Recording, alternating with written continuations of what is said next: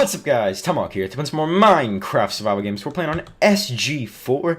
I just scrambled to get all my recording stuff ready because I realized that it was like a minute till the game started and I hadn't synced up my audio and stuff. And I was like, oh crap, I gotta do this really quickly. And then managed to do it pretty much at the last possible second, or at least like 5 seconds before the game started, whatever.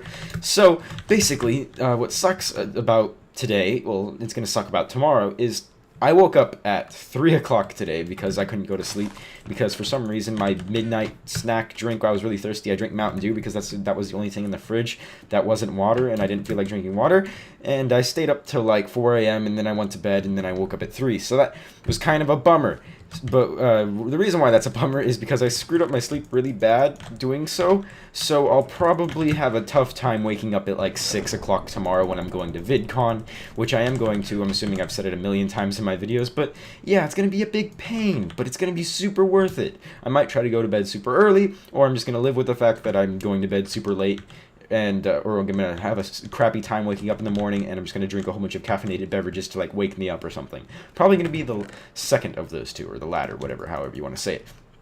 I'm going to put arrows in here, but probably by the time you're watching this video, it's a couple days after VidCon's over. The reason being, I'm just doing my videos for the fact that when I'm gone in Oregon, which I don't know if today's the first day I'm gone in Oregon. I'm not really sure what order I'm gonna upload these videos in, but yeah, let me just go in there. See if we can just shoot him with an arrow. Oh, that was really close to hitting him. So, basically, some of you may remember from a long time ago when I talked about my misadventures with the dune buggy that we brought to Mexico. Now, I didn't really mention too detail about the stories we went into, mostly because at the time I didn't remember every single story.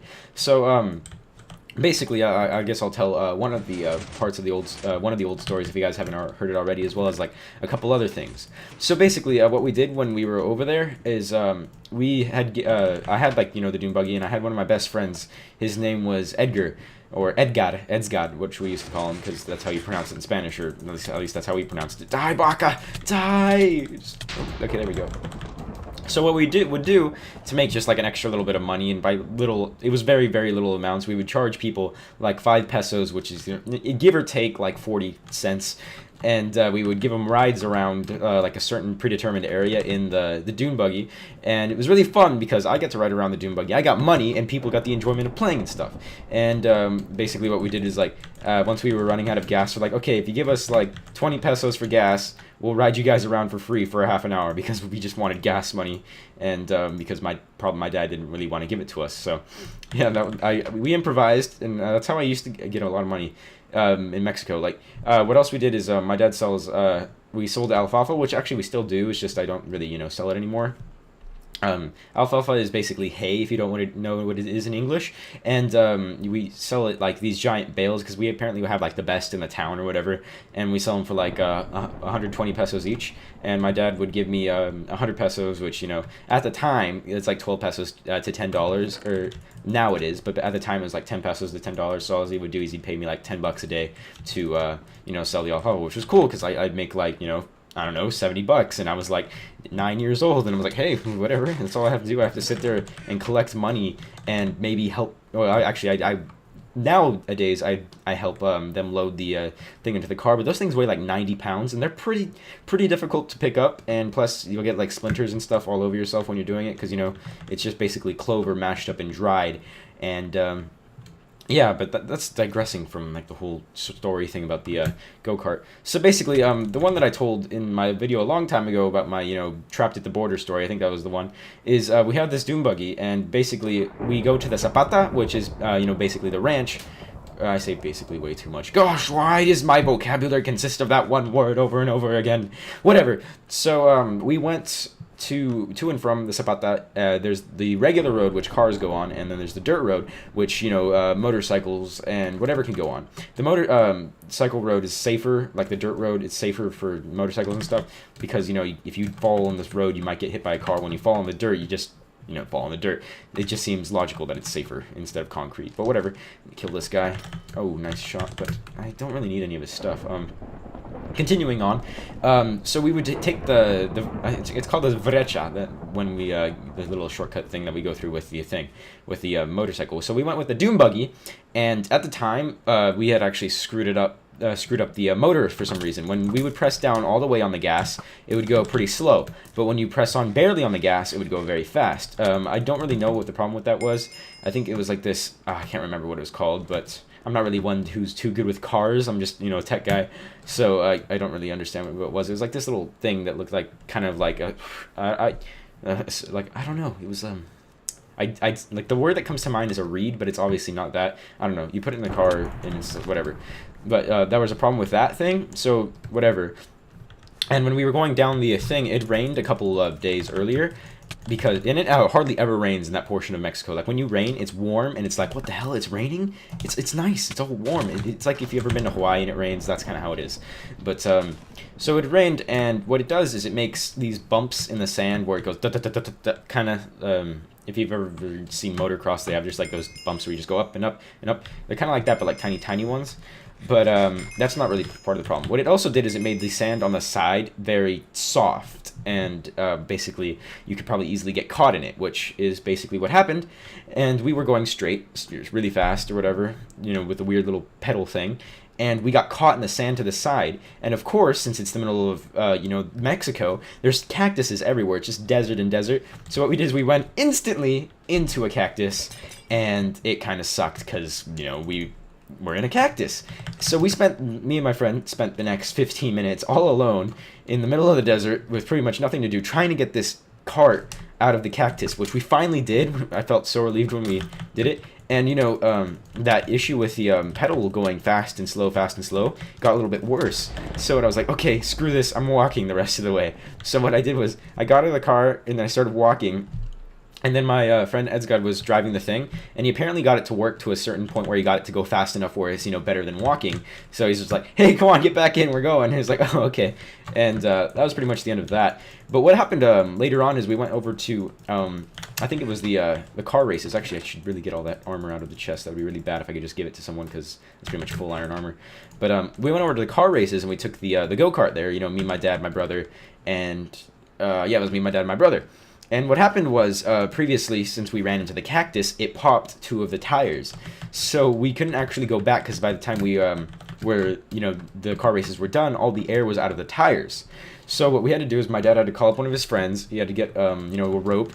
And because there's tons of rope, like just tons and tons of rope. That I remember my dad would, just to pass the time, he would tie my hands up like this, and like, you kind of like hog tie me, and he's like, okay, now to try to get out of that. I tried to like pick it out, and I'd eventually get it. It'd take a long time, and then like at some points, like he'd have to help me, but it was super fun. So we had tons of ropes, so we just tied one end to his pickup truck and another end to his to the go-kart, and we got it out and we took it back to the house, and then we inflated the tires, patched the holes, and that's that. We actually still have this dune buggy. It's still in Mexico, but it's kind of like dead now because my dad tried to put in a quad engine in, and the guy who repaired it, who was going to do it, kind of is lazy, and he didn't do it properly, and now the axle's broken or something like that. I don't know. I'm not too much with cars once again. Burping. Which leads me to another story. This is actually a more recent one. I'm not really sure if I told it before because, tons of my Mexico stories are just a blur in my videos, whatever. But what happened is, I think it was 2 years ago, my mom, my brother, and I were all in Mexico, and, we were, my brother goes to this place all the time. It was the Pista, which is basically, this motorcycle track.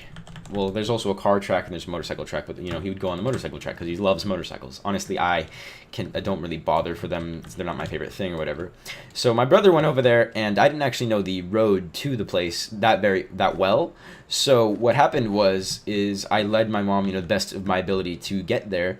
And instead of going straight, we went left at this one turn, which was a terrible, terrible idea in retrospect, because at the point where the sand was really, really, really loose.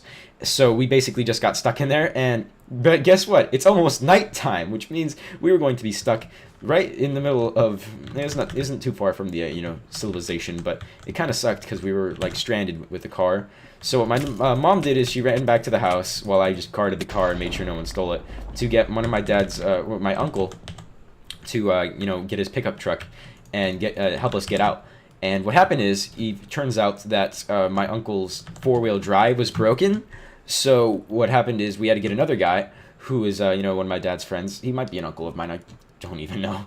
But so he runs like an automobile repair shop or whatever, and he came over with his car, and he had his he was ready to pull it out and stuff. And for some reason, my mom's car has been through so much, you can't really take a minivan into Mexico and expect it to survive that long.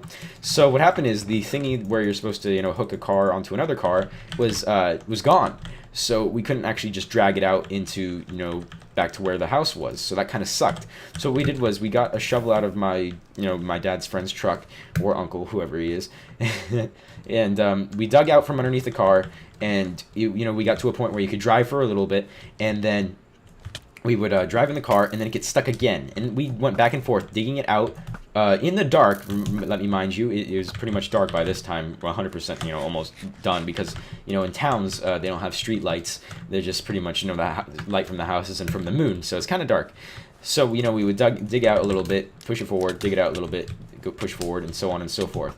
And we did this about 5 times until we finally got it to the point where we could go back home, which by that time I was a relief. I feel like I'd gotten my mom into so much trouble, which I really had gotten into that much trouble, but it was really funny. So looking back on it, I wouldn't do it again, but it's a good story to tell. So I don't know, it's fun. Stories and stuff are really awesome. So yeah, eat this golden apple, om nom nom.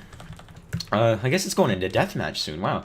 I always get lost in my stories because if you guys don't know, when I tell stories and I play at the same time, I don't really focus on the game itself. I'm just mindlessly playing while I tell my stories. I'm pretty sure I've said this like a million times, but hey, people who are new, you don't know.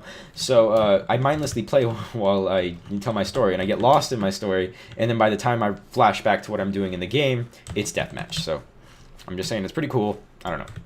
The 30 seconds till deathmatch, well, I want this cake, but I can't. Why won't you let me have you, cake? Oh, well. What else is there to do? Oh, yeah, I have absorption for another minute. I might want to eat another golden apple when deathmatch starts, just in case. Actually, a minute's enough to have deathmatch, so I'm not going to eat it. 10 seconds, here we go. Is there anything I need to make? I could have made more arrows, but who cares? Let's see, who else? Oh, this is going to be easy. I expected people to have full iron armor and, like, diamond swords or something. Although that guy does have a golden apple. Stop trying to shoot me with arrows. Come on. I could just move out of the way like this. You don't even know what's going on. See, you missed. Look at that. You gonna die. You gonna die. And then this person's gonna die too. Why is he trying to hit me with a watermelon? Come on. What are you doing? What are you doing? Alright. Hope you guys enjoyed this episode of MCSG with Tomahawk. And hope you guys have a nice day, please. Brah!